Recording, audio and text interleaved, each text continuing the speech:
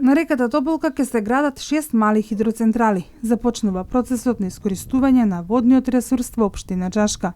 Во моментов, на една локација инвеститорот работи на пробивање на пат до местото каде ќе ја гради првата од планираните 3 централи. Првите киловати на произведена така наречена зелена електрична енергија, според планот, треба да бидат произведени за 3 години. Бенефит покрај државниот енергетски систем ќе има и локалната самоуправа. Општина Чашка ќе има голема придобивка и од концесиите кои ќе се добиваат за изградба на истата, исто така во иднина ќе има и вработување кои што ќе треба да ги обслужуваат и да работат во тие хидроцентрали. Ние како општина, оние средства кои што ќе ги добиваме од концесиите, ќе работиме за да ги подобриме условите во населените места на нашите граѓани. Во Македонија досега изградени се 24 мали хидроцентрали, во фаза на градба се 20.